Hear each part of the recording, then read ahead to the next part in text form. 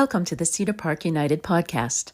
Last week, we gave thanks at Christ's table in the great prayer of thanksgiving.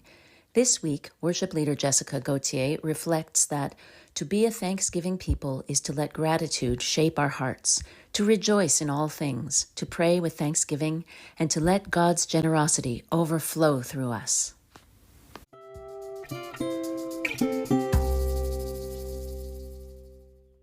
Last week, our worship was centered on the great prayer of thanksgiving.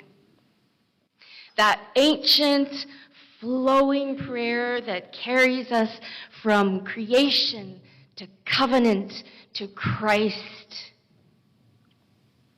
We remembered that Eucharist means thanksgiving, and liturgy means the work of the people. And last week, our work was prayer. We offered up to God the common things, bread and cup, and also our time and talents and treasures and our very selves with our prayers.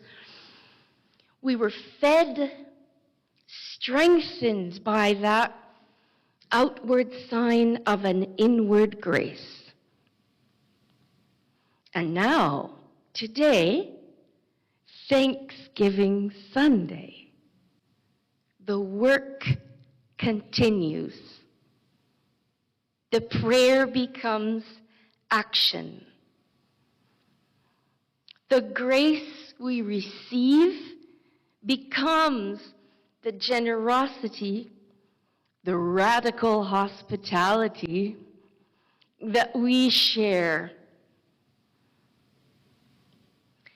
There are 3 silver communion pieces on the table today.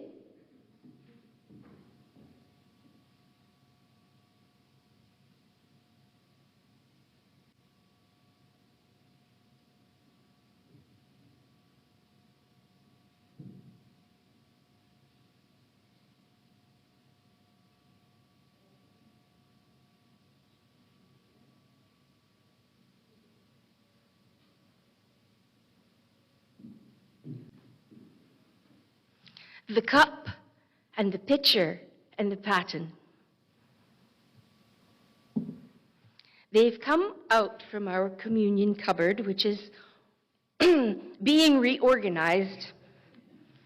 I discovered evidence of life, and I am a deep lover of life and all creation, but some of it needs to stay outside. And I wanted this silver here to remind us of the connection between the table and the world. We are fed at that table. We are fed so that we can feed others. That's why we're fed. Even the word thanksgiving tells that story. Thank, an old word meaning a kindly thought, a grace remembered. Giving, an old word meaning to offer freely. And put together, it means grace freely offered. Have we ever heard that expression before?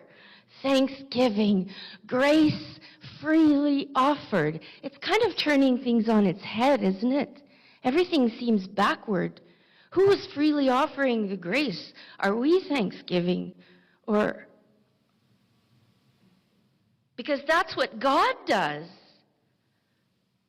And it's what we, as a thanksgiving people, are invited to mirror. So, on Friday and Saturday, it took longer than she thought. My hearing is very good. It did take so much longer. You know, I grew up doing that, and I remember my mother doing it for days at a time, but we just lived in a little trailer And she had like a little regular stove. And I thought, oh, with that gorgeous industrial kitchen over there, except that I had like 4 times more fruit than I ever remember her having making jelly. So, so some of us took part in making crabapple jelly. It wasn't a fundraiser, although it possibly might become one. We're thinking of things. But it was a travail de moine. Some people brought canning supplies or sugar. I'm trying so hard not to look at anyone right now because there were so many people who helped out, and I don't want to forget someone. Some people stirred the jelly as it was boiling, and sometimes spitting when I made a batch that was too big to try and save time. Don't bother. Some people washed dishes over and over and over and over again. Some people made sure our sugar was bone dry. Some people offered money to get supplies. Some people washed the floors maybe 10 times. My feet were sticking all over the floor. Well, I mean, it's a lot of jelly.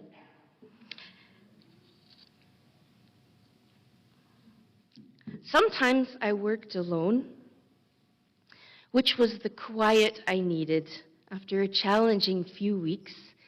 And if I've sounded breathless and looked unbalanced and weak, I have been, and there was a bit of an emergency recently, but it is all under control. It is stabilized, and it will just take time now to get strength back.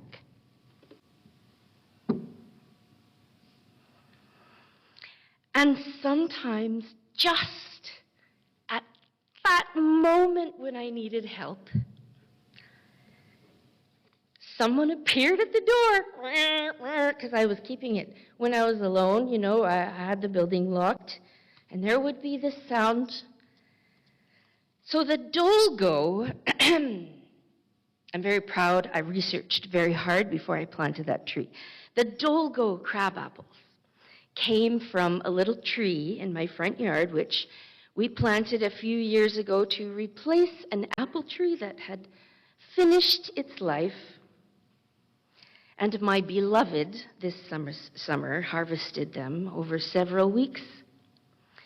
A perfect blend of pectin-rich and color-rich fruit that completely filled our deep freeze. We couldn't let them go to waste. And this week there will even be a mixed fruit edition. Gooseberries and blueberries and blackberries and red currants and black currants and maybe some strawberries. All fruit grown chez moi in my front yard. And as I stood stirring yesterday, I thought about that expression that we use in Quebec, travail de moine, a monk's work. That's what we call these repetitive tasks that require constant attention to detail and can sometimes feel thankless in the moment. Focused, patient, prayerful. It takes time. It takes care. It is another kind of work of the people. And the monks knew something about gratitude, that prayer and labor belong together. Action and contemplation are not opposites. Prayer without action can become a bubble. In my circles growing up, we said that somebody could be so heavenly minded that they were no earthly good. And action without prayer can become burnout. Incidentally, a very high reason why people in caring professions like teaching and ministry and nursing leave. Because I think, in part, I did some work on this when I was studying psychospiritual care. They get so wrapped up in the action and the work and the being present for others and don't always manage to care for themselves and cultivate relationship in that same way. But together, prayer and action, they're a rhythm. They're like stirring and waiting, breathing in and out. And gratitude lives in that rhythm. That old expression, ora et labora, pray and work, Eucharist and thanksgiving, grace received, grace given. And when you look at the communion table today, you see that same story in front of you. There are jars of jelly and preserves and vegetables that will become soup and flowers from our gardens, common elements, sacred offerings, signs of God's abundance in human hands. Paul writes to the Philippians, "Rejoice in the Lord always. Again I say, rejoice. In everything, by prayer and supplication, with thanksgiving, let your requests be made known to God." You know, I have a whole playlist on my phone of all songs that recreate the text of Philippians chapter 4, verses 4 to 9, or some part thereof. I've got personal and gospel songs and country, children's lullabies, children's upbeat songs, because I am a child at heart, even rap. My favorite, "Do not be anxious." But actually, that's the King James Version. No, it's not. It's not. The King James Version, actually, I like it better in this particular phrase, because it says, "Be careful for nothing. Be full of care. Don't be full of care for anything. Be careful for nothing." And I think when we read, "Don't be anxious," we medicalize that in our heads, and we're thinking of something else. I don't think that this passage is saying, don't allow yourself to have any negative emotions, spiritual bypass all the way. I don't think that's what he was doing. I really don't. I think he was teaching a spiritual practice. Gratitude as perspective. So when we look for what is true and honorable and just and pure and lovely and worthy of praise, well, then we begin to see the world through grace-covered glasses, or crab-apple jelly-colored glasses. And it doesn't erase everything hard that's going on in our lives. And lots of us have hard things going on in our lives. It's not getting rid of any of those things. But it helps us to live them differently. And that's what it means to be a thanksgiving people. To live with gratitude as our orientation and generosity as our expression. Thanks and giving. Thanksgiving equals thanks plus giving. Grace received, grace offered. Last week's prayer was our work, and this week's work is our prayer. Eucharist flows into thanksgiving, Thanksgiving flows into service. We are Easter people, people who believe in resurrection and new life, and we are Thanksgiving people, people who live as though life itself is a gift. The great Thanksgiving never really ends.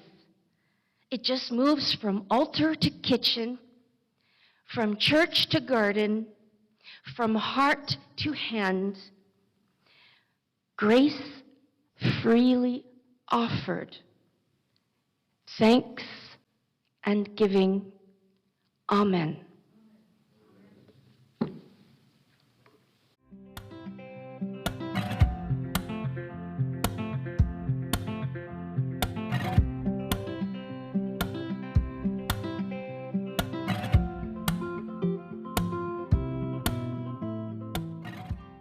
Thank you for listening to the Cedar Park United podcast. If it inspired you, or comforted you, or even ruffled your feathers in a good way, please consider leaving a positive rating or subscribing to help others find their way here too. It matters.